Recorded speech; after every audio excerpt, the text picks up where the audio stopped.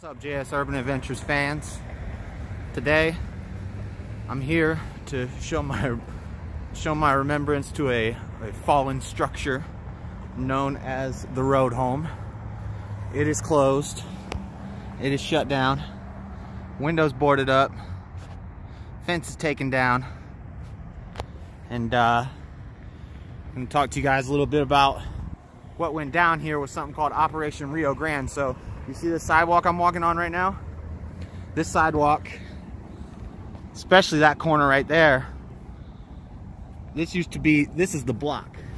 Welcome to the block of Utah. It's no longer the block because of Operation Rio Grande. They, for about 2 years, they let this place go.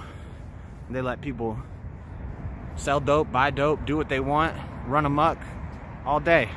And I lived here during the heat of it, at the end of it. I remember one time 3 people got stabbed in one day, and that's not a made-up story. That happened. I watched one of them.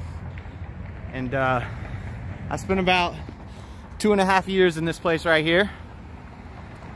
And it's worse than jail, worse than boot camp. I don't know about military boot camp, but it's worse than a correctional boot camp. I've been in one of those. This place is hell on earth. Now, do I believe they should have closed it? First, let's talk about why they closed it. Apartments like this, apartments like those over there, got built. Very expensive apartments. There's also apartment, that's the Gateway Mall over there. And the owners of Gateway, the owners of these apartment complexes, went to the mayor, and basically they wanted to make this place a nice, happy family place again. So they renovated the mall, they took out the food court, put in the first Dave & Buster's that's in Utah. They got the movie theater in there. They got what's those games you play where it's like you're in a room, escape rooms. They got an escape room place in there. And they did something called Operation Rio Grande, where basically they brought in all the cops, all the highway patrol. Let's go down there and show you that. All the highway patrol, everybody, they brought in. And they built, this used to be all open. People would camp in that island over there. They built those fences up. That over there, those garage doors are the homeless storage place where homeless people can go store their stuff. They built these gates up, and they turned this and this little cafe parking lot over here into basically a police substation. And for the first couple months of Operation Rio Grande, I forget the numbers, but they took hundreds of people to jail really quick. And hold on, I didn't want to walk by those people all filming and stuff because homeless people don't like that. But so they built these fences, and then they also used this parking lot over here. You see the state trooper car right there? They had all the police. They had 2 big buses. They had one big bus that they would park in the middle there. They also put up that camera pole that emits light at night, so this whole area is lit up at night with cameras. They would park a bus over there that would, it was a police substation bus.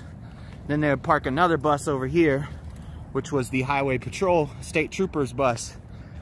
I don't know all the laws, but I know a lot of laws, and I know in Florida, state troopers have no jurisdiction off of the highway. If you run off a highway, the local police will be waiting for you to exit, and they'll get behind you.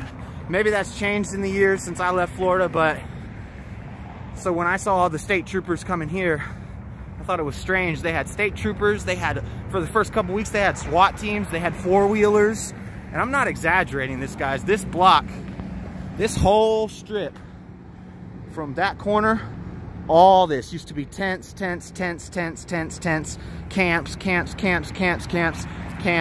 People usually wouldn't camp in this area because this place, if you go up under here, they'll kick you out. So they turned this little area into they used to have a highway patrol or a state trooper bus that was like a station in there. Now all the troopers hang out here.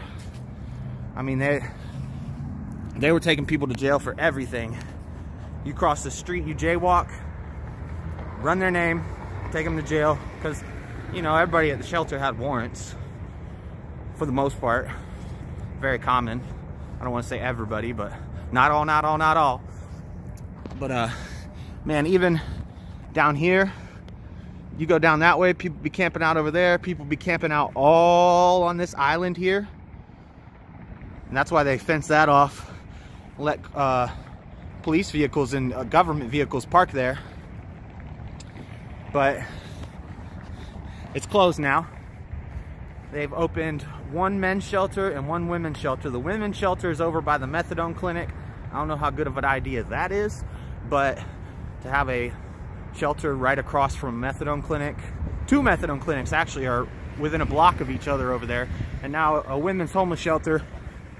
I don't know if that's a good idea or a bad idea, guys, but the men's shelter is right over by the jail, which is far from here. So if there are women and men who are like dating, but they can't sleep together because they're homeless, they're in the shelter, then one of them's got to go here in downtown. One of them's got to go clear over to what is it, West Valley, where the jail's at, the Salt Lake City jail. And now the men's shelter is right next to the jail. Isn't that convenient? Why do you think they did that? So that they didn't have a long trip to take them from one to the other. And I don't know if it's a good thing. Again, I was gonna go into that. So they lost a shelter that holds 1,200 people, easy, 1,200 people. They opened a women's shelter that holds 400 and a men's shelter that holds 400. That's 400 people that don't have beds now. That, I mean, I assume most of them just went to jail because they're still on the streets, but not as bad. And different areas have kind of turned into the hood. They've made a lot of public housing stuff. A lot of public housing apartments have been renovated, and they've moved people into those housing, and they basically turned a whole chunk of the east side into the hood. There's these little bike maps that show where you can pick up the green bikes. I saw one of them, somebody had drawn a square around the area on the east side that I'm talking about, and they wrote danger zone. So now the block isn't the block anymore. The block's over on the east side. But yeah, so just constant patrols and stuff going around. And I don't want any cops to mess with me because I'm not trying to do some sort of First Amendment audit. But let me go show you the rest of the shelter. Like I was saying, there used to be hundreds of homeless people out here on this sidewalk, hundreds of dealers. I mean, you could literally go out at any time of day and find at least 3. I don't want to say what we called them because it could be considered, say that word because YouTube probably demonetized my channel. But we used to call them something. We knew the guys you go to and they had what you needed. And one of the benefits of Operation Rio Grande is that it did get rid of all them. I don't know how many went to jail, but they left. They left the area. First they went over to North Temple, which is a couple blocks that way, a couple blocks that way. And now I don't even think they're over there anymore because I think the cops realized that those hotels over there and stuff, they had to crack down on that, so they moved over there. But one thing it didn't do good is that they just put a ton of homeless people in jail for minor crimes, which Salt Lake City has made a move to lessen the punishment for some of those crimes, what's considered crimes of homelessness. Often crimes that involve addiction, crimes that, I mean, I don't know how you can classify.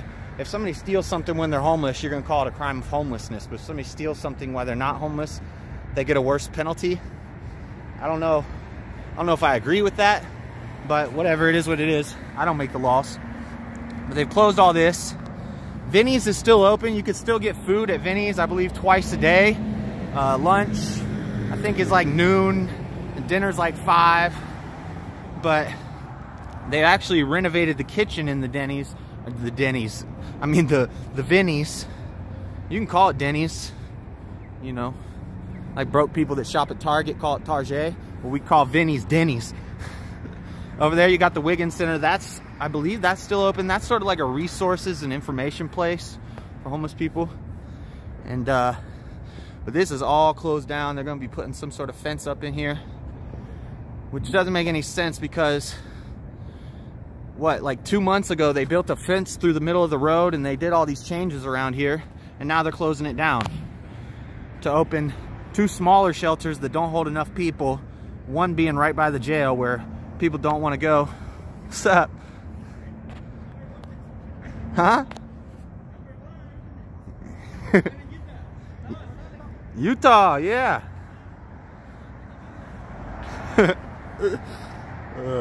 These are my people, man. This is my demographic right here. But yeah, so Vinny's is still open. So this is not the spot, you know, this is not the hood anymore. This used to be the hood, but like I said, this mall right here, look at the security guards all over there, not doing nothing except waiting for homeless people to walk in so they can kick them out. But apartments, these apartments, those apartments, the mall, and the mayor, and the owner of Gateway wanted this place shut down, so they did it. What's up, man? They did a good job. They shut it down, and now nobody's got anywhere to go. I didn't think they were going to shut it down like that. They've been saying this for like 4 years, but looks like they finally did it. This is Vinny's. It's where you go in and get some food. American flag, action, and yeah. So if you've never seen this place before, you can go to some of my older videos and find some clips of this place, but even that was towards the end. Like, I started this channel when Operation Rio Grande started, because that was about the time that I was like, I need to get out of this place. And it did a lot. There's a lot of conspiracy stuff behind it, like a lot of bodies were found in the Jordan River right after Operation Rio Grande. I mean, the bodies have always been found in the Jordan River, but a larger number of them turned up. And also, something like 700 people went missing. They just disappeared. Now, they're homeless people, so it's not hard for a homeless person to disappear. But still, they're just unaccounted for people that just vanished. And personally, I think they all went to California. Because why not? It's warm there, and you know, if you're shooting up and you can go to a place and have it done for you. I don't agree with that, by the way, but they do it, so it would make sense. And they're allowed to camp on the streets, so it makes sense that a lot of people would flee there from here. But I don't know, I just wanted to talk about this a little bit. I don't have solutions, but I have ideas, and it's just something it's a problem that I believe maybe I could have some sort of voice in helping. Same thing with the addiction stuff. So I just wanted to show you guys, you know, how they shut down the shelter, how they're trying to renovate this area, make it nice again. Maybe in the next video I'll show you what the east side looks like. But that's it for this video. Thanks for watching, guys. Peace.